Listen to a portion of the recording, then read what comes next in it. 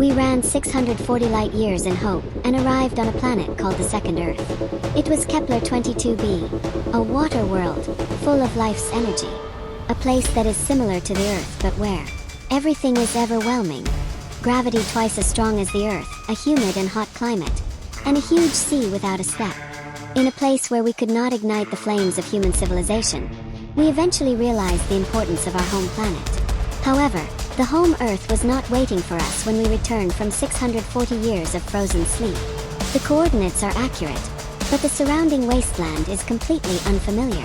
I will tell you the shocking truth that the new paradise we were searching for actually meant the catastrophe of our hometown. I want to go on a special trip today. Please follow me until the end. 640 light-years. It's a distance that takes 640 years to run at the speed of light. For mankind, this distance was hopeless, but the name kepler22b was a ray of hope. Discovered outside the solar system, the exoplanet was called Second Earth, Earth 2.0. Kepler22b was located precisely in the life habitable zone, the so-called Goldilocks zone. Not too close or too far from the star, where water is most likely to exist in a liquid state. The average surface temperature is 22 degrees Celsius, with mild climates predicted to be about 7 degrees warmer than the global average. The orbital period was 290 days, similar to 365 days of the Earth. Everything seemed like a perfect second home.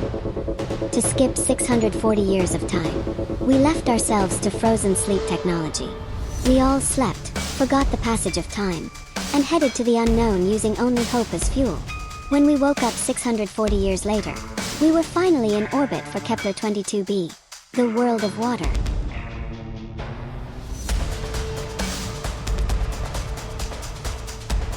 The kepler22b we faced was a land of overwhelming challenge rather than a land of hope. First, its size overwhelmed the Earth. The diameter is 2.1 to 2.4 times the diameter of the Earth. This huge mass soon led to powerful gravity. It's like a person who weighs 60 kilograms on Earth is 120 kilograms here. An environment in which even daily movements become extreme exercise. If humanity is to settle here, it will need to bulk up constantly to be able to barely move. The planet was nicknamed the World of Water, Ocean Planet. With 10% more light than Earth, the warm temperature constantly evaporated seawater, and the entire planet was covered with thick clouds. The gloomy weather, which was humid, hot, and often rainy, continued without a break. And most crucially, there is no land here. The strong gravity knocked down high mountains or hills to flatten them, and eventually the entire surface was encroached upon by the great ocean. A place where humans need to build an underwater city, not on water to survive. It was a moment when all the prerequisites for starting a new civilization were overturned.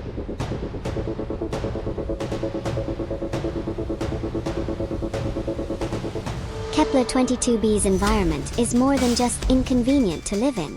It has destroyed the very foundation of human civilization's development. The lack of land means that it is impossible to smelt metal using fire. The discovery of fire and the beginning of the metal civilization were essential processes of human development. The discovery of fire and the beginning of the metal civilization were essential processes of human development. More serious was the use of electricity. Water is a powerful electrical conductor. In water-dominated environments, it becomes extremely difficult to safely use electricity and develop electronic technology. The two pillars that support the present and future of human civilization, both fire and electricity, couldn't function here. The ocean here seemed to be made of volatile substances like methane. We could imagine intelligent sea creatures that could survive, but it seemed impossible to achieve civilization like humans. The hope of a second Earth, after all, was just an unknown prison that could not continue human civilization. We suddenly realized the importance of the global environment, which seemed to be warm and perfect.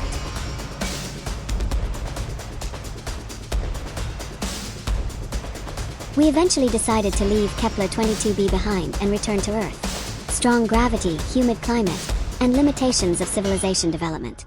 There was no paradise that I had dreamed of for hundreds of years. The moment we woke up after a 640-year return journey, we arrived exactly at the coordinates of the Earth. But the landscape in front of us was not the blue planet we knew. A desolate, unfamiliar land. In shock, my colleague asked me if this was Mars, but the coordinates were clear. This was definitely the Earth. We faced the shocking truth that we didn't realize in the course of 640 years. It seems like the Earth was destroyed while we were at 22nd place in Kepler. Scientists warned early on that a mere 1.5 degrees Celsius rise in global temperatures would cause something scary to happen. We wandered through space for 640 years in search of new hope. But the planet we considered home faced its own catastrophe in 640 years. Our home planet itself was much more vulnerable and prone to collapse than kepler22b, which we concluded was uninhabitable. The return of 640 years came to an end with a sad report on the crash-landing wasteland of the fallen Earth that mankind had never imagined.